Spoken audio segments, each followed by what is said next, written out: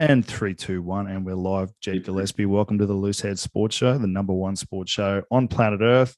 Proudly brought to you each and every week by Caffeine Gum Australia. If you don't chew caffeine gum, then fuck you. 100%. And I got to say this, if you're watching on YouTube, subscribe right now. If we can get this thing to 1,000 subscribers, Jed and I will do a radio show every day, which we haven't talked about yet. But oh man, that would be great. That would be great. I'd love to do that. Hey, I don't know. Maybe I can get my dad to pay for it to go to 1,000. We'll figure out a way to do it. How are you, mate? Everything good? Yeah, not too bad. We're back up and running this week, the end of this week. So, how are you feeling after the weekend? I personally went way too overboard. Oh yeah, we did discuss this briefly on the weekend. I went to the pub for I don't know, some sort of shindig. I had 1.5 beers, at which point I got down off a very high stool and threw my back out. I then had to waddle out and lie down in my car. So I didn't drink because my back was in so much pain. So I was in my car for about an hour, and security guard tried to give me a hustle like I'd been. I don't know what he thought I was doing in my car. I said, mate, you ever thrown your back out? You haven't done enough. You've never played prop before, obviously. Yeah. So I threw my back out actually twice on the weekend. So I didn't actually drink many beers, but I hear you may have had my share of the beers down there. I had some realizations about myself on the weekend. One, I'm 34 next year, and boy, do I feel it after what I did on the weekend.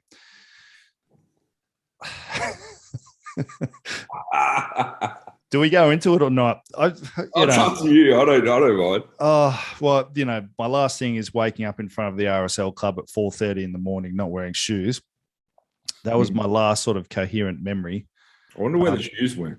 No, they were home. So what happened was is a very bad man who I won't name. His red hair used to play halfback for Southern Districts. You do the maths. Took me home, and then all of a sudden I was not home. And I was in front of the RSL club, sitting on the street or lying on the street, wearing socks only. I had clothes on, thankfully. And I've gone, I really got to go to the toilet. So I started running home. And I fell over a couple of times on the way home, got home, and everything was there. And I had to ring Kate. I'm like, can you please let me in? I don't have my keys. I don't have anything. I had my phone for some reason.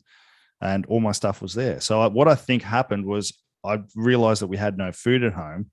And in the condition that I was in, I thought, let's go and find some food immediately. And of course, we're not living in Hong Kong or New York or anywhere like that. Oh, there's no food at 4:30 in the morning in Cronulla. No. So it's kind of good, I suppose. I mean, you didn't lose anything. Well, I didn't. I only lost a little bit of dignity. I didn't have much of it left, to be fair. But the way that I've felt since Saturday, horrific. Yeah. It's not worth it. It's not worth it anymore. I've got things to do. I've got shit chat to do on the internet. Yeah. And I say that right now. It's Wednesday. By Friday, I'll probably go back to how I was on Saturday. I mean, that's the cycle. That's the way that the world works. So that's nothing to be ashamed of. I'm not a big drinker these days. I just can't. I won't be able to get out of bed. I'll sleep enough as it is, and I'll just go a day through. 24 hours through, I'll sleep. I didn't sleep all day Sunday, but I did not move. And I've discovered, have you watched Ted Lasso on Apple TV? I haven't, but I've heard good things. Fantastic show. So I just binge watched I binge watched that all day Sunday and pretty much Monday as well, to be fair. Didn't get any training until today. Went back to kickboxing. And when I got to 27 without ever having a hangover, 27. And then when 27 hit, I really started to feel it. And I was doing, every time we do Muay Thai, they do skipping as a warm up with some squats and stuff. Yeah. Fantastic workout. But I was gassed after about 30 seconds of skipping. Yeah, the skipping, I mean, you do a bit of Muay Thai. I was doing a bit of boxing for a while. The biggest roadblock for me to boxing is the fact that you got to do 9 minutes of skipping before you start boxing. 9 minutes. We do 3 2-minute rounds, and that is enough for me. Yeah, so you guys do 9 minutes. Yeah, we do three-minute rounds. So by the time I get him to throw a jab, my fucking legs don't work anymore. So you sort of got to taper yourself off a little bit if you're one of the bigger fellas. But I'll do like 30, like I'll count 30, and then I'll just sort of shake it off for a couple of seconds, and I'll go 32. Just try and get like a certain amount. Then I'll just sort of stand around while the skinny guys are just looking around, watching what everyone's doing while they're skipping. Yeah, being skinny is easy. We've chosen the hard life. True that. Look, as I say to anyone who will listen to me, and it's not many people, it takes a lot of work to keep a body like this, and it's not for everyone, mate. It's not for everyone. Anyway, what's happening? Talk to me. We've actually got a fair bit of rugby-related content, Let's go for it. which is refreshing for mainly rugby podcast. So, friend of the program, friend of mine, Sonny Bill Williams, came out with a quote, not a piss-taking quote either, which I usually quote him because he can't speak properly. But he said, all the public schools play rugby union in New Zealand. Only the private schools play rugby union in Australia. Until you change this, you're going to get the same results. Why? Did he say why? And what do you think about that? I'd be more intrigued in your opinion on that. Say why? Yeah. Like why did he say it? No, but why will that change the game, having like a more public school influence than private school? Did he give a reason, or he's just? I don't know. That was just sort of the clickbait that was everywhere. I mean, it sort of suggests like if you play it more regularly or more frequently, or he's maybe referring to. I think he's trying to aim at it being exclusive, which he likes to fucking pick little bits here and there for a social justice cause. It's actually played at heaps of public schools. Absolutely. Right? And if you go through any shoot shield club, yes, there are their fair share of private school people. I wasn't one of them. I wasn't a private school guy. And there are heaps that are, but there's just as many who aren't. And I think what he might be getting at is that if we can get it into more and more schools, that'll increase participation numbers and it'll grow the community side of the game, rather than having this long-held perception that it's an elitist game, which I don't think it is anymore. No, the reason that it's like, it's a private school game is when you go to these private schools, they're fucking running a rugby program. You go to Epping Boys High, you can play rugby, you can play ping pong, you can play soccer, you can play, and keeping in mind rugby is our fifth sport. You can play any sport on the planet. When you go to the elite schools, the private schools, it's like, here's your rugby ball, go and play. So they produce good rugby systems because they're rugby schools. I personally go to the CHS carnivals, I used to, every year, including the regional ones. There are heaps and heaps and heaps and heaps of schools that play rugby union. But when it's not shoved down your throat, like Chubby, the school you came from, or a random school on the Central Coast, they might only just scratch together 15 kids. Now, that's not necessarily because they can't access rugby union. It's because they don't fucking want to play it. So that's a bigger problem. So, you've summed it up perfectly. So rugby is played in a lot of public schools in New Zealand because it's a fucking rugby country. So they emphasize it. Number one sport. So it's the number one sport in New Zealand. We've brought this up before, but I'm so sick of the comparisons and the different reasons for things and that. It's their sport. Anyone who's been to New Zealand and is half switched on, which is not, I suppose, half of people, will know that like you walk down the streets and everything is rugby. Everything is rugby.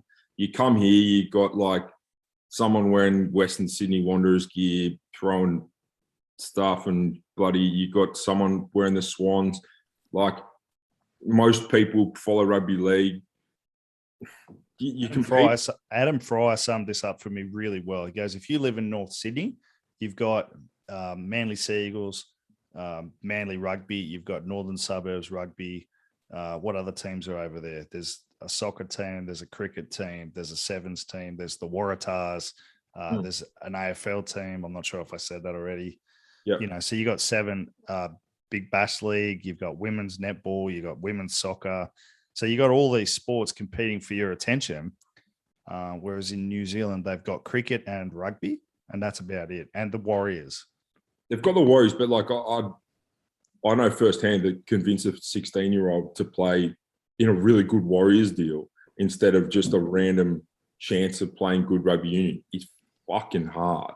They want to play for the All Blacks because it's their number one sport but not even close. So, I mean, technically SBW's right. It's just I think he's poking at some sort of injustice or unfairness. Which is wrong. Well, it's not wrong in 2020. It just annoys me when you know what he should be saying? Sorry to cut you off. You know what he should be saying? For Australia to be successful, it has to become a rugby country. Absolutely. And it won't change until we become a rugby country. Exactly. It's got nothing. It's not an equitable issue. It's not a money issue. I mean, we all played junior rugby where like the clubs are held together by a piece of string and $4. It's got nothing to do with the money. It's got like the equity of the backgrounds of the people. It's got to do with the fact that some people on wherever you are in whatever public school will choose, you know what, I actually don't want to go to training. I'm going to go do some other shit. And that's the point. Whereas at private schools, it's forced down your throat and it's part of the curriculum. So that's the difference. So SBW, once again, man, you were clashing. I regrettably asked if he would come on the podcast, but no reply yet. I think he must be too busy, probably. Yeah, well, I'm hoping your highest clicks are me just yelling at him. Another one, there's a bit going on. A few people are pulling out of the spring tour. Yeah. So Quados may or may not be available for these tests. Marika stayed home. That he's at the end of a contract, and he's going to Japan. I probably can't say more on that, but it wasn't a huge surprise. I thought the article, like the public information, seemed okay on that one.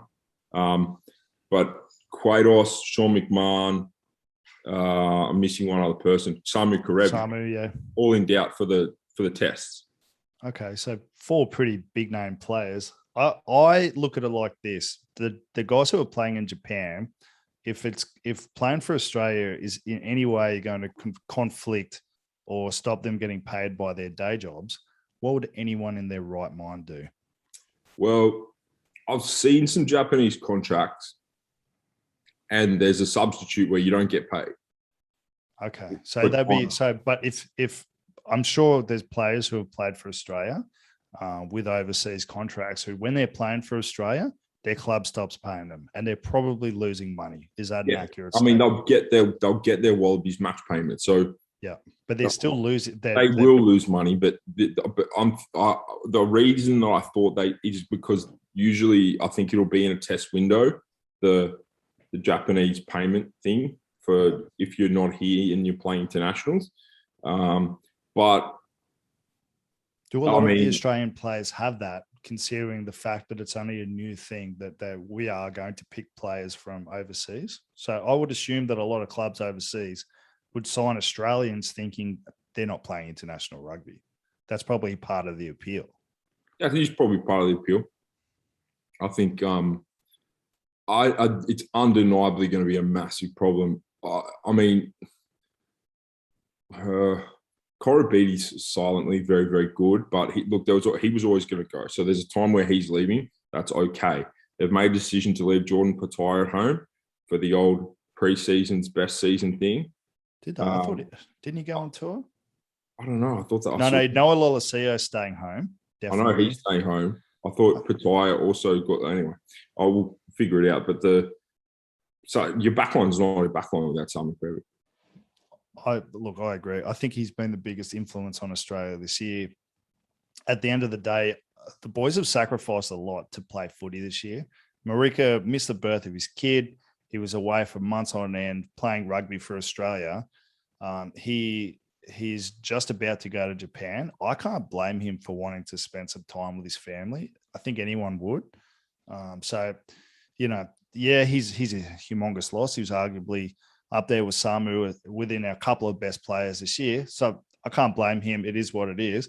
But the Japanese boys, I think they will want to play. It'll just be a matter of what happens with the Japanese clubs working out a deal with the ARU. He's shaking your head. Yeah, it's just, no, I'm shaking my head in terms of I don't know how the deal's going to get worked out.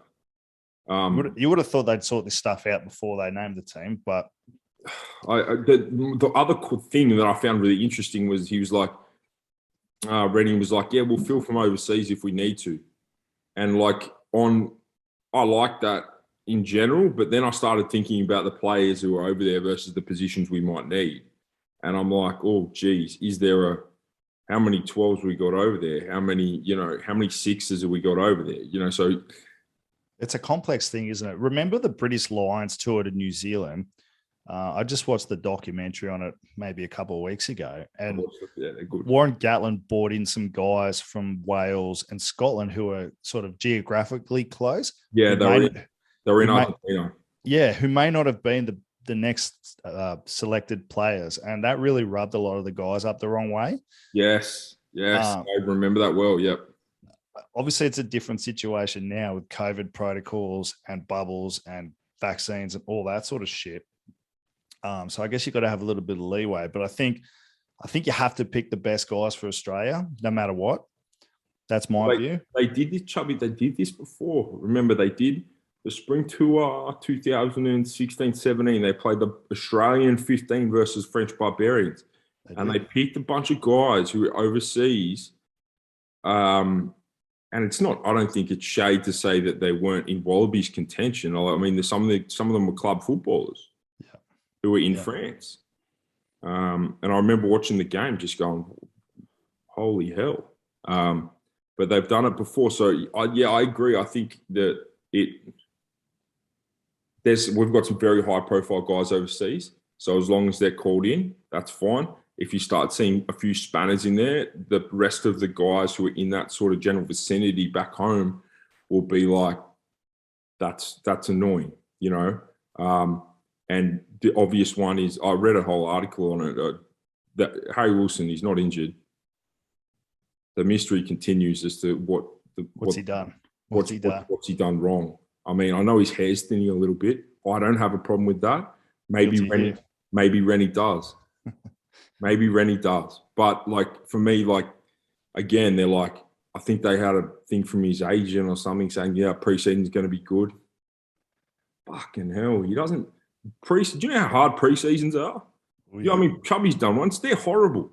They're worse than playing games. Send him on this thing and let him play some tests. Well, I think we talked about this last week. He could go on tour, still train as if he was in a preseason program if they don't want to play him.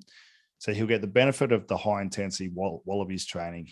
He gets the benefit of being in the environment, getting used to match day, traveling, because going to places like Twickenham, Murrayfield, experiencing that, I just think that's so valuable, particularly for a guy who will be our long-term number 8. That's the confusing part. I mean, I would have thought the same for Noah Lolosio. Yeah. I agree. He's probably got some physical development to do. Why can't he do that while he's getting this experience of learning international rugby overseas and not just in Australia? Because he has. But hold on. So Quade's potentially out for everything after the Japanese test. Really? Isn't that it? I thought it was just a Japanese test, so they might not. Okay. Well, I've stopped reading a lot of the articles because I feel like it's just clickbaity. You might be right though. There's some debate. No, you are right. I did read that article. It's been a big few days for me, Jeb. Yeah. They're still trying to work that out. They don't know what's happening. But my point is now you've got O'Connor. Yeah. What if he gets injured? Why wouldn't you take this young guy? And Harry Wilson it just perplexes me because if you go through our back rowers, I really like some of them. I don't want to throw shade at them, but he's much, much, much, much higher in the list than fucking. If we got 6 back rowers, he's second. I agree. He is so good. He can play 6. He can do whatever you need. I have no idea why he's being left out. It's very odd. I don't understand. And look, to see, like, if I was Harry Wilson and like Rob Leota was getting picked in front of me, I would be going, I don't know what I've done wrong here, because I was potentially one of the most dominant Super Rugby players, and I was really, really good in tests I played, in losing tests, and now I've just been fucking jettisoned. And again, I think it's important to have Fraser McWright, who's genuine heir to the throne for Hooper. Like, for our first on baller in since Pocock. He's a legit weapon, that guy. Yeah, they're both legit weapons. To be fair, it is a strange decision. But are they weapons? Are they weapons off the field? What don't I know here, Dave? Potentially, mate. What's going on? You're leaving my best players in fucking Brisbane to get smoked in preseason. Take them with you. Let them have a shandy under the Eiffel Tower. Fuck's sake. I miss being able to do that, by the way. Yeah.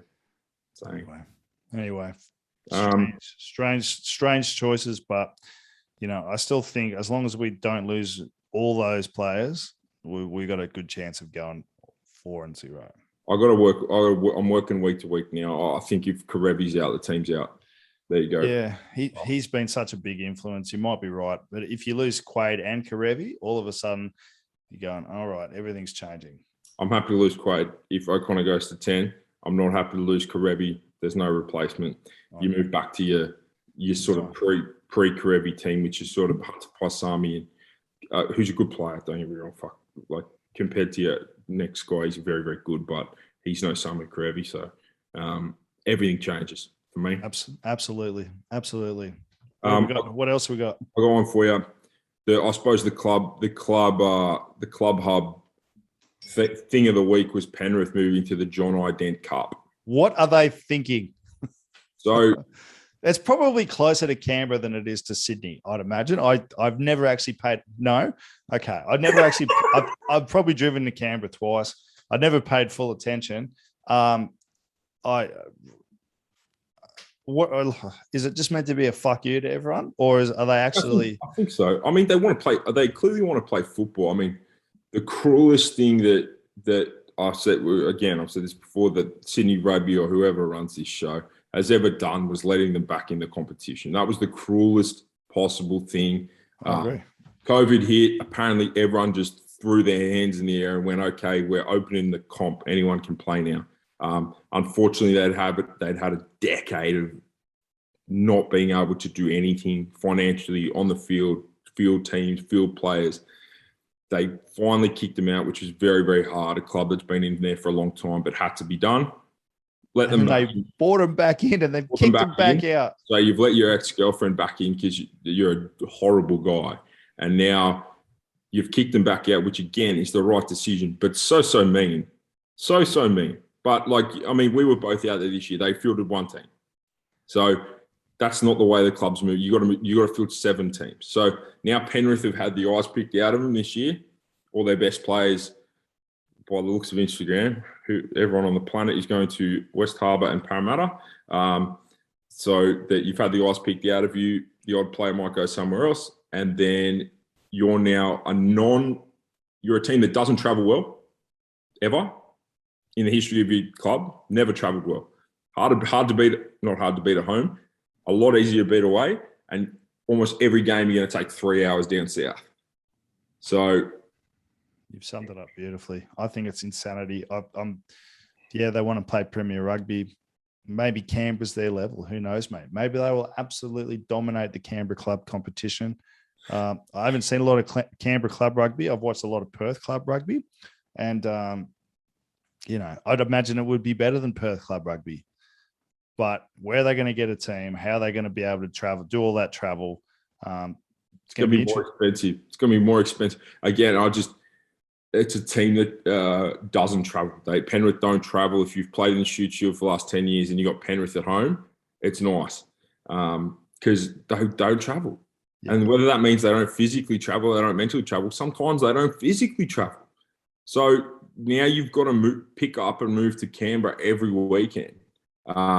It's a very, very, very strange move. I think there's probably like a real core area of people who love Penrith and want to see them play football, which is great. Yeah. But then they've got a massive turnover in players. Like, I don't think there's any players sitting there going, let me play, let me play. And then you've got anyone who's a realist knows that, unfortunately, in a 7-team competition, you can't survive. If you're fielding one team and it's getting beaten by 80, you're not going to survive with 7. It's too hard. I think there's going to be just on another note, I think in the Shoot Shield this year, I think when we get towards the back half of the year, when injuries and stuff like that starts coming into play, I think there'll be quite a few clubs that actually struggle to field 7 full teams. That's just my little prediction. Well, a few clubs have been making a lot of signings lately, and I'm hoping that those signings are really to fill their clubs up rather than top-end talent, because that's what you need. That's what you need in the comp these days. That's what they've said you need. So I think that's a fair prediction. It's going to take a lot of players to get through this season, whether you're in first grade, second grade, third grade, fourth grade. So I agree. I think people will struggle, but I think it'll. The clubs are on notice, like it's no secret. Parramatta are on notice, so that they've got to turn up this season with players. I think it's 7. I don't think they had any exemptions. I'm pretty sure they've got to have the full quota. I would be absolutely gobsmacked, and I fucking hope they can do it, because a lot of my friends' dads played for Parramatta back in the glory days. They're a great club, but they've been producing the same thing for the last 10 years. Which is they're certainly making all the right noises in terms of, recruitment of coaches and players. So, let's see how it all plays out. But what are your thoughts on that? What are your thoughts on noise? I don't like it. I don't like it, because as soon as you make it, you got to do something with it. I'd rather see action. It's like a player coming to you and going, "Hey, I want to play for the Wallabies. Well, what do I need to do?" And then you tell them what they need to improve on, and why they're not in first grade, or why they are in first grade, and you give them feedback, and then they're just not doing anything about it. So I'd rather see someone who's just working hard, turning up, doing what they're doing, than talking a huge game and not actually delivering anything. I'm not saying Para are doing that. I think that they actually have to do that, because if you've got a good social media presence, people are going to go, all right, they're taking it seriously. They're getting behind the new agreement conditions that you have to get on with. They're a serious club. So I think that they have to do it. I'm just not a big fan of it myself personally. Yeah, look, I agree. I mean, I think there's a bit of a line between sort of announcing a signing and announcing a signing. Whether you're announcing an international player, maybe coming across, showing them a bit of love, they might have played ITM or something like that, and announcing a cult coming from Gordon to Para. But I still think it's a good thing, as long as it ends up with them having 7 teams. And like you said, it's not 7 teams for round 1; it's 7 teams for round 20. Is it 20 rounds or 18 rounds? I think it's 18 rounds. No fucking idea. It was more of a metaphor. Just a general statement. So yeah, that's going to be challenging, man. That's really going to be challenging. I agree. I think it'll be challenging for everyone, and it's going to be a unique challenge for the coaches as you get towards the back half of the year, balancing load, injuries. There'll be some key positions, like front row usually has a big attrition rate. Yeah. So I think as coaches, we're going to have to put as much effort into the third grade guys as we are the first and second grade guys, because there will be a point in the year where we need them. 100%. I mean, absolutely. I mean, the depth chart, you got to look deep, and you got to train deep, because you're really only ever one injury away from that guy sort of coming in the mix. So that's the nature of the season. And to all, I suppose, to younger players, if you're not in the team you want to be in, well, then get in it. You got 17 rounds, figure it out. Yeah, just keep turning up. I say to anyone that plays front row in this country, just keep turning up. Don't get injured. If you continually play well, you will eventually be a Super Rugby player. Yeah, I don't disagree with that. I mean, if these are, I suppose my one is a good young guy. If he doesn't get picked in the team he wants round 1, I'm like, mate, the ones everyone watches are in August. You've got 16 games to figure it out. Get in the team you want to get into. But this week, when it's semi-final 2, no one will remember this week. So you got 15 weeks. Get in the team you want to get into. Figure it out. Well said. I've got 2 questions One we sort of touched on last week, but from Minstrosity, rugby league and rugby union converts, the struggles with each game, players who tried to convert, the sort of hit and miss rate. We haven't had a rugby union to rugby league until old mate the other day, Lockie Miller. Yeah, Lockie Miller, Coffs Harbour man, played with his brother Stinky Miller up at the the homestead up in Coffs Harbour. He was a great man. Be interesting to see how he turns out. I reckon sevens might be an easier transition to league than 15s would be. I'm not basing that on anything. Signings would tell us that. Yeah. They've had two, right? Jesse Parry, he went over to the Tigers and played himself. Did Jess play? Like, Jess was a great sevens player, but I don't ever think he was a top draw NRL player. No, he played in his first cup. But look, he was a good build. He was fit. So, like, he certainly fit the mold as a working back rower. It didn't come to be, and that's okay. I mean, the only forward I can think of from league that made a good transition to union would be Brad Thorne, obviously one of the greatest of all time of either code, potentially.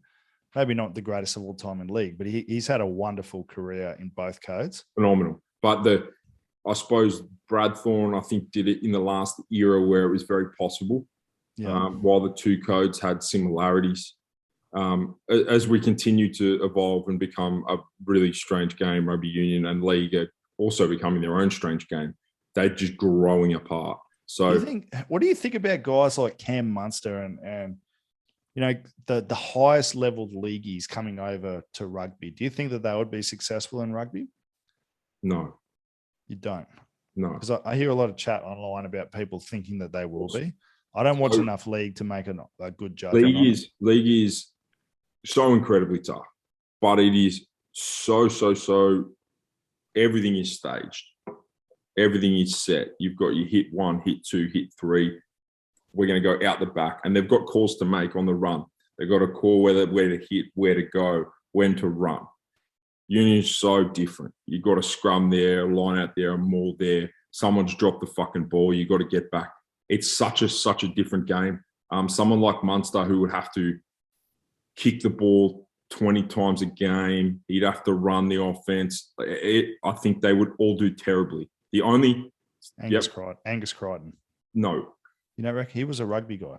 I know he's a rugby guy. You don't reckon he'd walk straight into the Waratahs? Nope. Well, he would, because that's what the Waratahs do. But he has spent the better part of a decade. He's not as old as me. So let's say 8 years playing rugby league. So he's gone from a powerful 12 at school to a big, strong, strapping left edge back row. He's good at palming and running and doing the thing. He's not a 12 anymore. He's the same way that Tepai Moreau was not a 12 anymore when he left. He is now a rugby league player. He's a different breed. The only position left where people can change from code to code, sort of, is wing. It just shows you wing is easy. Anyone can do it. Is that what you're saying? I think that's what you're saying. That's not what I'm saying, because actually I've got something on that next. But I suppose my point is it's no longer doable. It's no longer doable as it was in the day. Like even Matt Rogers and Wendell Saylor and those guys doing stuff back in the day. Both games have become way more technical. Okay. I think even the difference between 15s and 7s is enormous, particularly when you see the 7s guys come back into 15s. Very few of them make successful 15s players because it's a different game. Look at your face. Sevens. Go.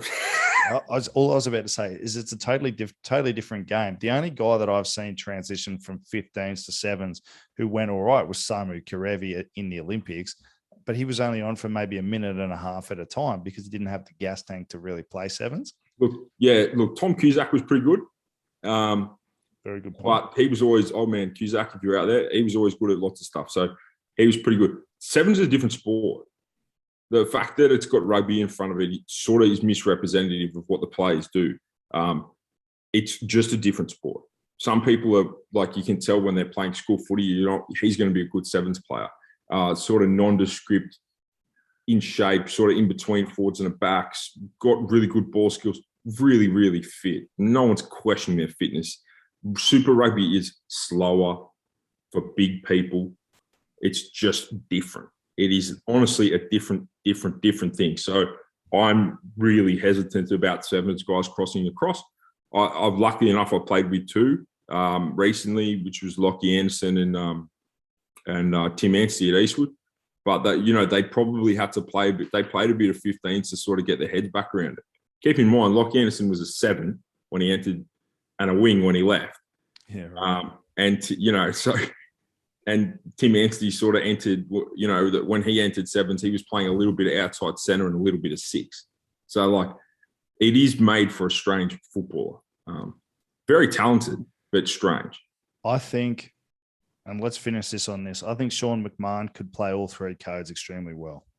I think Sean McMahon would be second to Artie Sevilla, the best 13, one of the best 13s in the league. I agree. And he always has been, always will be. The only thing that would stop Sean is the fact that you've got to play all the time and it's really hard. And at the moment, he makes heaps of money doing way less. God bless him. Now, let me grab my computer charger because I've got three things left. Go for it. Nick White centre thing. Shout out to Whitey. So I actually met, I'll tell this Nick White story while you're getting your computer charger. So I actually met Nick White briefly at Eastern Suburbs Rugby Club when we were training for the National Rugby Championships, when that was a thing. And look, obviously a great moment for me. I was a big Nick White fan. I'm still a big Nick White fan. But I doubt that sort of one training session made an impact on his life. And I think he got called into the Eagles and then immediately got taken back into the Wallabies. So I didn't even play a game for the Screaming Eagles. But yes, magnificent man, playing very well. Big fan of the show. Yeah. Good bloke. He's a good bloke. Good bloke for a halfback. Stupid Apple. No, mate, I hate Apple. I'm having all sorts of dramas with it. Do you know, I finally got 5G internet. It is unbelievable. This is the first time I'm doing a podcast not on my phone. Well, can you tell people that 5G doesn't give you fucking cancer? I don't know what people think. I stopped reading all that shit because it just makes me depressed. It makes me laugh, so I can read it more. I spoke to Whitey. He had an opinion on the twat head thing. He said, obviously, kick back, that, Nines have got to get to every ruck. But he did say... They weigh 75 kilos, so of course they can get to every ruck. He did say that he thinks tight head is the hardest position on the field. But he also... Yeah, go ahead. No, I was going to say, a smart, logical man. Sorry for interrupting you. No, sorry. Sorry for interrupting while you're talking. He also thought Winger was underrated. Said chasing high balls all day, getting back. I reckon catching high balls would be hard. Yeah. Having people coming down the turf at you while you're looking upright, about to get smacked, I reckon that would be very hard. And some of the defensive stuff would be hard. Yeah. But they're also quick. So it should sort of counteract the toughness of it. You and I would find it very hard. You defended on the wing a lot. So you'd be more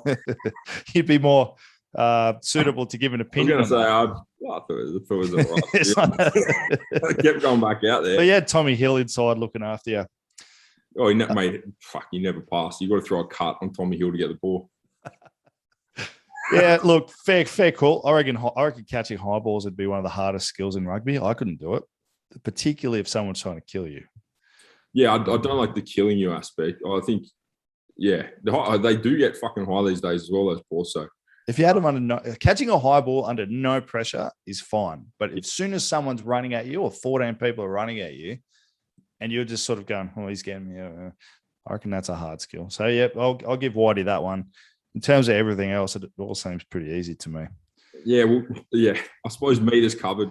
But again, you make your argument that, if you're fucking 45 kilos, you can cover as many meters as you like.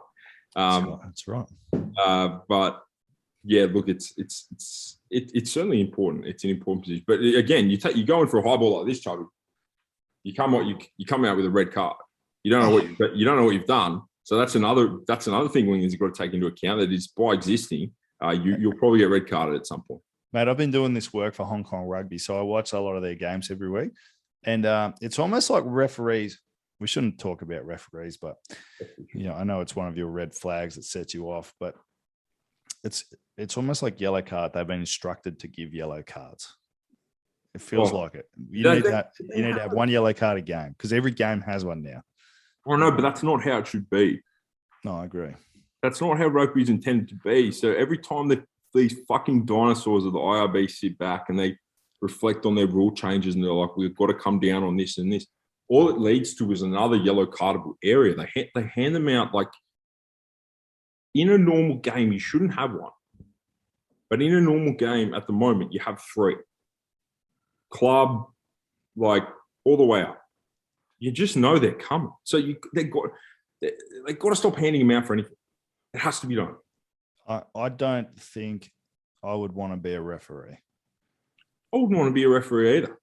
So unless they started paying a lot of money, and then some of them get paid reasonably well. But the problem for you and me is that we'd have to keep up with the play for 80 minutes. And I don't know about you, but I've never been able to do that. Well, I've been looking. What about those little 2-wheel things you sort of stand on and lean forward? I love one of those. I was going to look to get one just so I didn't have to walk anymore. Yeah, well, actually, I don't walk at all, but I would still get one. Oh, yeah. Anyway, let's move on. I hate referees. Some of them are fantastic blokes, and we've got some that listen to this podcast. It's a thankless job. I'm glad you guys are doing it, and I will support everything you do. Just less yellow cards. I don't really hate referees. No, I actually really like refs. A few of the refs are great blokes, and sometimes guys are like, oh, can you believe like what happened in that game in 2020? Oh, mate, it's footy. Like it's a lot of them love the game, and they're just doing it because they can't play anymore. No, I'm not. Yeah, I'm not stressed about that at all. It's not. I very, very rarely will have I don't have any vendettas against referees. I think the problem is what they're being fed and the things that they have to do, and the fact that if you have a head clash now, it's a red card. When 5 years ago, if you had a head clash, you were unlucky. And both guys, I remember me and Jake Douglas, or Jake had a head clash one day, and he's pissing blood, and I'm going, I was pretty unlucky. But I think your guy here, and like you sort of giggle. Now everyone's just, you're gone. Chubby's gone for laughing. And someone's gone in the crowd for drinking their beer too fast. Like it's insane. It's insane. It's just going to make coaching a challenge, because I reckon you're going to have to practice 7 or 8 man scrums this year, because guarantee it's going to happen in a game. Absolutely. And you're going to have to practice like, crunch time lineouts without your hooker or without your this and that. Speaking of that, you brought it up, but someone asked about the transition into coaching from a player. Yeah. Is there something you felt? Is there something you felt you had to do? Was it natural? It was kind of natural for me, because I was very interested in coaching for a long time. I'd done a lot of the scrum coaching at South. I've been involved in the thought behind it and the decision making, and I've always wanted to be a coach. So my mind was kind of geared towards it. The things that I wasn't ready for is all of a sudden you're front and center of everything that's going on socially with the boys, to literally a week later not having any, you're not getting invited to anything. They're keeping things from you. And I found that a little different because I was so used to being the life of the party my whole career, or being around it, that I struggled with that a little bit. The other things that I found really interesting was the human element of it. As a player, you kind of get wrapped up into your own ambitions and your own role within the team, that you kind of stop seeing everyone else around you a little bit. But as a coach, coaching really shines a light on the humans involved, because, man, I'm breathing heavy already. I haven't even done anything today. Coaching really shines a light on the human beings, because everyone has different ambitions, different hopes and dreams. They all see the world differently, and they all have different lives, different ways of being taught, and you've got to get through to all of them. Otherwise, you're not a good coach. Some people you can't get through to, but you've always got to try. And then you've got the management side of it as well. So I guess for whatever reason, I had assumed that coaching was just on the field. but the vast majority of coaching happens away from the field. And that's the big part of it that I really, I found probably a little confronting. It's highly enjoyable, but I found it confronting because I just didn't expect it. What have you made of it?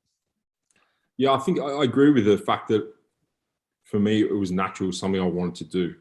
I think the older you get in a team, and I wasn't a dinosaur necessarily. I was 28, but I felt old, and you end up being able to teach a little bit. You end up being able to teach some things while you're on the run. And I knew I wanted to get into it when I saw that particularly these young guys from the coast we have, who I hope don't hear this because it's nice about them. But like Granger and Max Stewart, and they went from third grade to second grade to first grade starters, and then they started getting better and better and better at all these things every week. It's very rewarding, isn't it? And I was like, gee, that's awesome. Like 2 years ago, like these guys were playing in the 12 o'clock game, and like the things that they would do and the steps they would take and who they became. And I was like, oh, that's something that I'd liked more than playing. Shoot. I was just gonna. Sorry, keep going. I've got a question to ask after you've finished. And then I suppose, particularly towards the back end of my playing time, I was a thinker. I wasn't a doer, really. A lot of what I added to the team was around thought, was around game plans, things like that. But you change. I'm a completely different coach as I was to a player. Like, when I was a player, I was young. I was probably a selfish player, flashy. Old, I was smarter, but way less impactful. But would really, I'd probably just pick fights with people, to be honest. Whereas, as soon as I became a coach, like you said, became team centric, and I'm sitting, I was never a big game film guy, and I'm going through the film, and I absolutely love it. And the feedback, the independent, like being able to speak to each player and see them get better at things, it's there's nothing better. So it's funny how things change. Have you had any criticism yet? Yeah. How have you dealt with it? I mean, I think a younger me would have been very poor at it.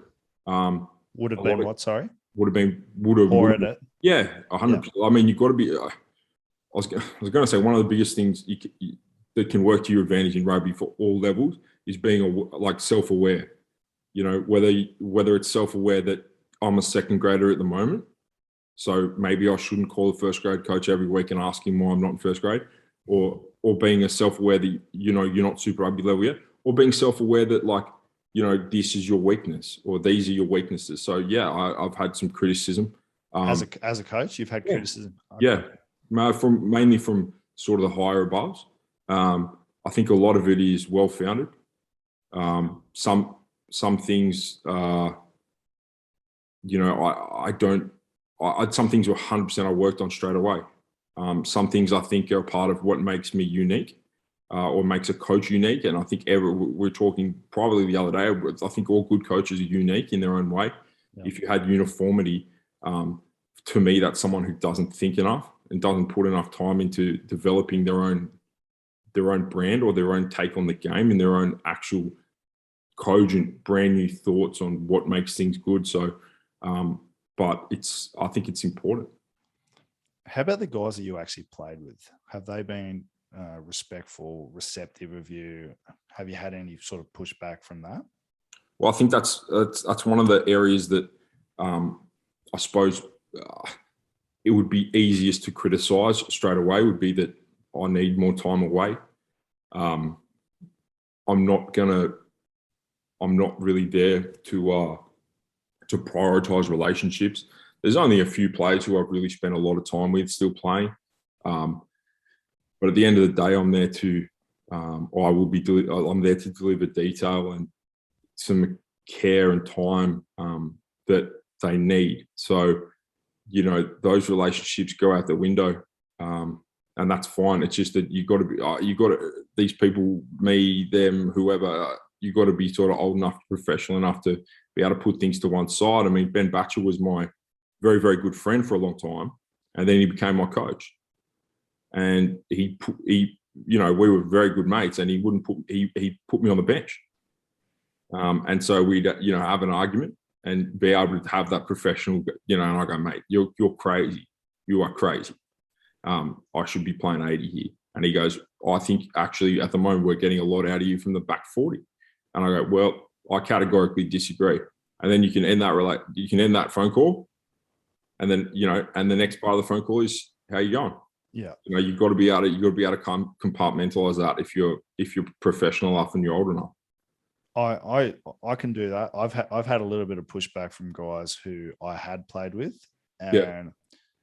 and initially, 99.99% of the guys have been very, very respectful and very, patient with me because I'm learning. We're all learning, but there have been a few guys that have just pushed back a little bit and probably still see me as the guy that they would have beers with, and maybe don't really see that as a coach. And I thought about it for a long time. And I think what people say about you is a reflection of them. It's not about you. And in my mind, I know I'm going to make mistakes, but I also know that I care deeply about the club and that I will work my ass off to do what's best for my job, for my role, and for the club in general. So I can live with that. And I think if guys are not welcoming, that says more about them than it does about you. But it took me a little while to come to that. Yeah, I think I certainly say to, like, I've got a squad of young idiots now embarking on their first professional preseason, and part of that is you got to find the criticism that is good. Find the good criticism.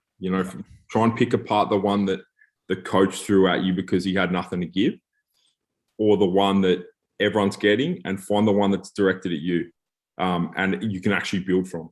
And what's that Bruce Lee quote? Take in what is useful, reject what is useless, something like that. So, some of it's really important. I suppose the main one for me coming in this year, and I've made it very clear, is we do have some senior players. It's the nature of the game in Shute Shield is that you have less and less and less. And they're very valuable when you get them. And I know you guys probably don't have heaps, but the ones you do have are super important. And probably 26 and up is senior player these days, depending on, how many games you've played. And I suppose I've made it very clear to them that I'm not here to teach them how to live or teach them how to be a better man, because I am not a 50-year-old sensei. What I'm here to do is do the work to give you the tool to win the game. That's it. So, if we do have a 30-year-old guy who's older than me, or a 28-year-old guy who's just as old as me, I'm not going to tell you how to live your life. I'm not going to criticize the way you dress or train or interact with. Or have too many beers on the weekend. Yeah, or interact with your girlfriend, or things that some coaches will do. Some older coaches do that, and I've seen that. That's just not what I'm here to do. I think it would be what's the right word? If I was to criticize someone for having too many beers after a game, it would be what's the word? Ironic, moronic.